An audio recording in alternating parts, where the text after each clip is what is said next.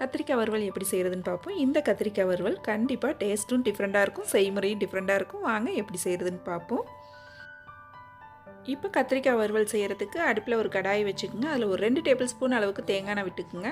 1/4 kilo கத்திரிக்காயை நீள் வாக்கில் வெட்டி தண்ணியில் போட்டு வச்சுருக்கேன். இப்போ எண்ணெய் காஞ்சதுக்கப்புறம் 10 பூண்டு பல் இடிச்சிட்டு சேர்த்துங்க. ஒரு பெரிய வெங்காயம் நல்லா நல்லா வதங்கினதுக்கப்புறம் நம்ம நறுக்கி வச்சுருக்க கத்திரிக்காயும் சேர்த்து நல்லா ஒரு 5 நிமிஷத்துக்கு எண்ணெயில் வதக்கிக்கணும். நல்லா வதங்கி வந்ததுக்கப்புறம் இதில் 1/4 டீஸ்பூன் மஞ்சத்தூள், 1/2 டீஸ்பூன் தனி மிளகாத்தூள், 1 டீஸ்பூன் தனியாத்தூள், 1/2 டீஸ்பூன் சோம்புத்தூள், தேவையான அளவு உப்பு சேர்த்து நல்லா இன்னொரு 5 நிமிஷத்துக்கு வதக்கிக்கங்க. தண்ணிலாம் எதுவும் சேர்க்கக்கூடாது.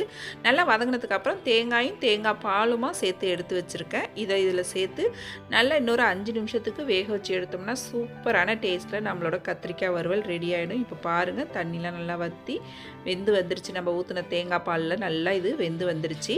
கடைசியாக கொஞ்சமாக ஃப்ரெஷ்ஷாக கருவேப்பிலை கொத்தமல்லி தூவி இறக்கணும்னா கத்திரிக்காய் வறுவல் ரெடி.